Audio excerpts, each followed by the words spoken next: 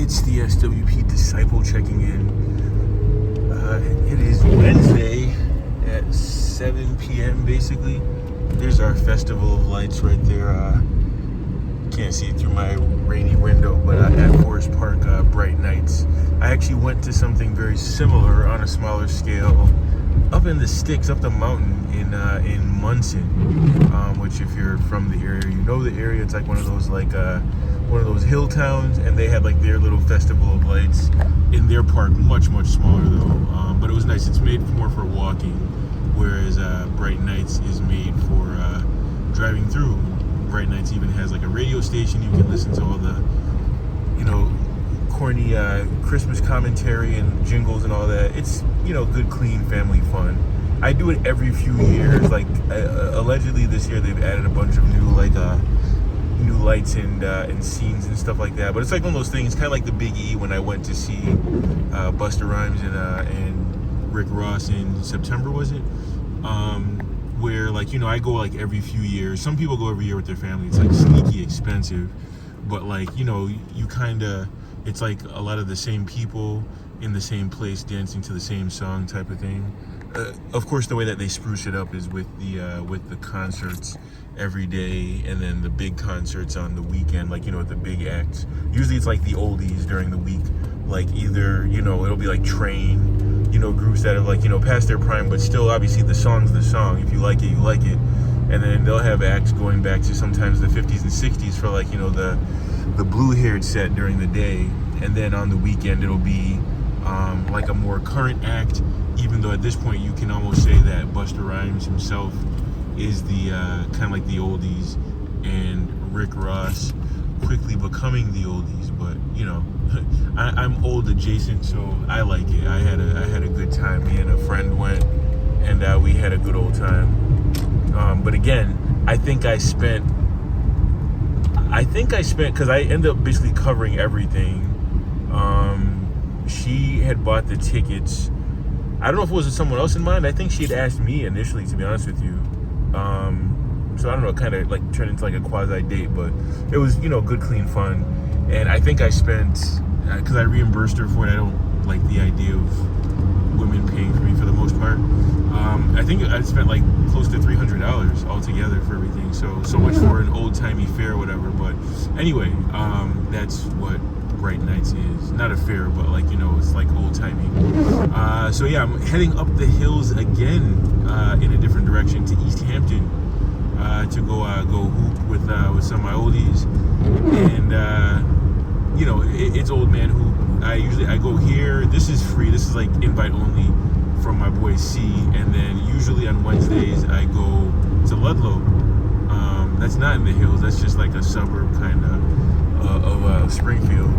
And that you pay for. It's like $50 per season. I've missed a bunch of days already. I think I've only played like 3 or 4 days since they started like in September. But I'm coming off of the pec strain or tear, depending on how you want to look at it.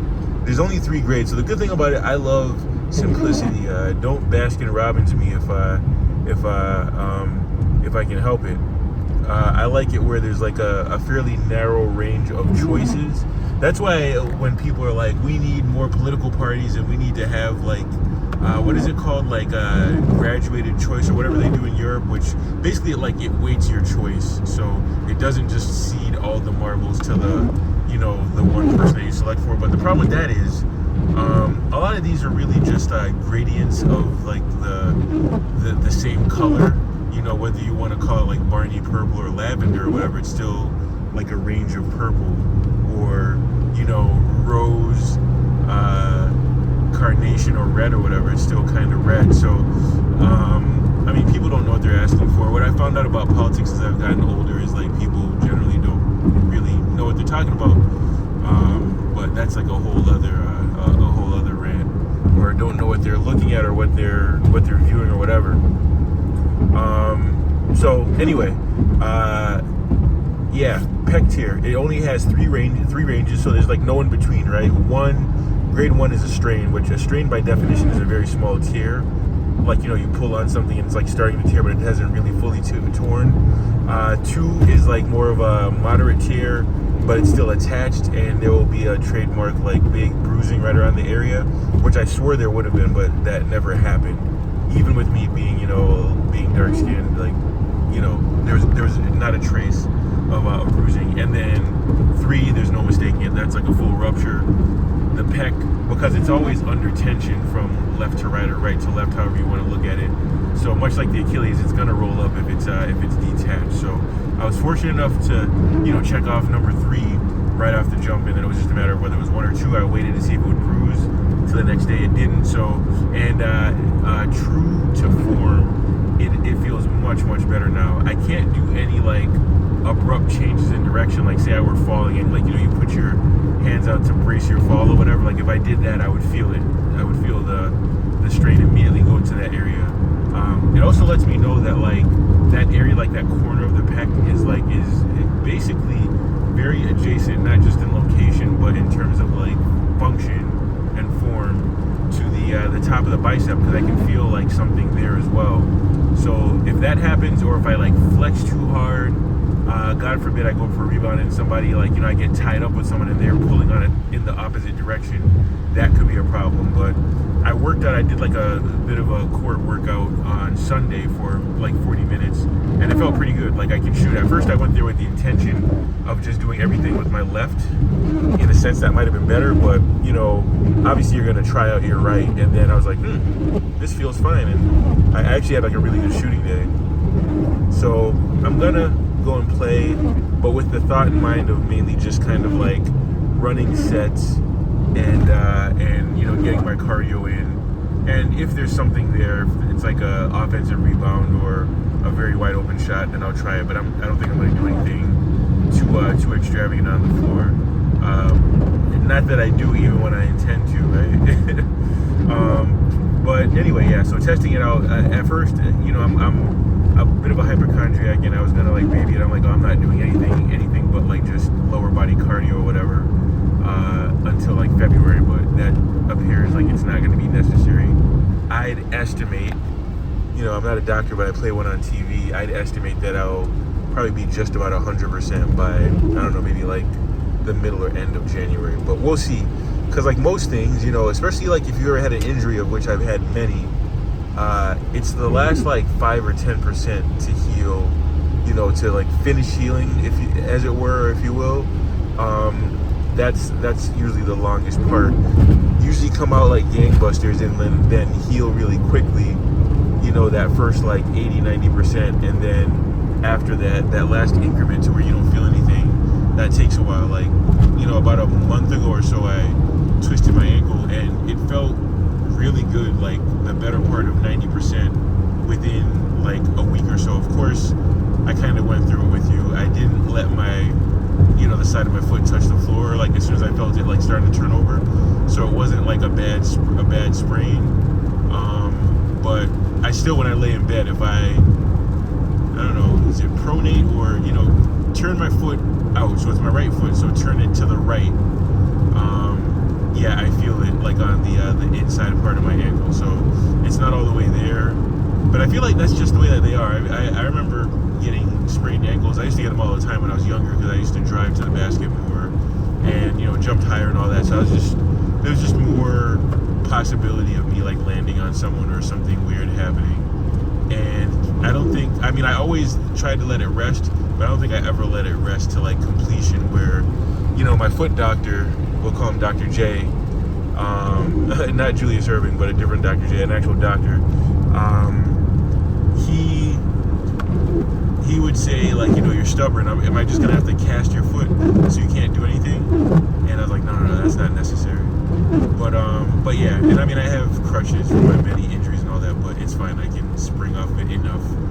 You know, I don't think I'll be dunking anytime soon. That is my goal. It's been my goal like the last like 3 years, but I never like lost enough weight to like really challenge that. Like I'd estimate I'd need to get down pretty close to around 200. I'd say at least 210, right? Which at this point is like 25 pounds down, plus plyometrics to like strengthen my legs and all that, to have like a real shot at dunking again. I would love to before I'm 50. Of course, next summer I'll still be the same age because I just turned 46. If you consider September just, I would love to next summer. So I'll give it a good go. I have a procedure coming up, a maintenance procedure. You can kind of, which is going to lead to me changing my diet quite a bit. You can kind of use your imagination there.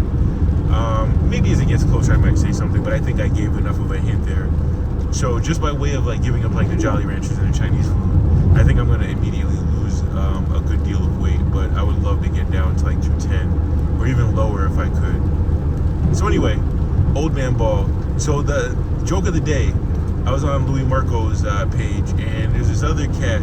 There's not too many black men, at least American black men, that follow his page, just because of the nature of it. It's like, it's bodybuilding, it's like hardcore bodybuilding, but he has the last few years like ventured into politics a lot. He's very right wing, very like right wing wacko. Really, he's out of Canada, like out of Montreal, but we talk behind the scenes. Like, he likes BMWs. He has a M2 Comp, and we just banter. I'm easy like that. Even though I'm a lefty, I can still talk to other people, whatever, who have different views, as a lot of my friends do. And so this cat, who must be new to it, he's like, wow, I thought this was like, these were supposed to be like the bros, like, like a bodybuilding page. And he's like, and he's black American, like out of Detroit. Like, his page is open like mine. And he's like, I definitely wouldn't want to have one of these guys spotting me in the gym, because I think they might just let the weight drop on me. Which is like a kind way of putting it. And I commented under him. I was like, you must not be familiar. It's a different crowd here. And then we kind of got to talking a bit, and he still seemed like very like aghast and like just surprised by the discourse. But basically the comment was under this Nick Fuentes, who's been picking up steam again lately after being like deplatformed on a bunch of things. He's like getting even more popular than he was before. And he was on Piers Morgan, so like, two people who I don't agree with at all. And basically he was saying that, Generation Y, after the boomers and Generation X, and did he say Generation Y or Generation Z? I forget, but like, he's 26, I think, Nick Fuentes. So whatever that generation is, he basically said that we're done with the slavery, the Holocaust, and the Jim Crow. We're trying to take our country back, blah, blah, blah, blah. So, but the crux of it is, he's basically saying that like mainstream like white folks, but like those that are like young enough who are going to be like the next leaders or whatever, they're done with the I guess essentially he was saying in so many words like the woke rhetoric and all that. And of course not everyone, but a lot of people are very alarmed that by like 2040 or something like that, or 2050. I think it's sooner than that. 2040 I think might be the far end. It might be like 2035. America might be like a majority minority country, which a lot of people, they just don't want to have that. They don't want to hear that. So he was talking about basically he's spearheading like the initiative to prevent that or whatever. And I don't know, man, scary stuff. But we'll see what develops. We'll see if they really are fringe. This will be a nice purity test of sorts. But anyway, I'm getting closer to East Hampton. I just kind of wanted to give you that little joke, to see someone who's like, genuinely surprised that a very much like alt-right page, or even possibly even further than alt-right, would really have like these wacko views. And this is like the light side of it. There's way more than that with regard to like pretty much any, whether you're talking about healthcare, taking care of the poor, wealth inequality, racial discourse and all that. Like, yeah, some people are like way out there, but the scary part is that it does seem to be edging just a little closer to mainstream. So I don't know, stay tuned, we'll see what happens. Anyway, about to go get my ball on. Hope you're having a good middle of the week. Stay with me. God bless.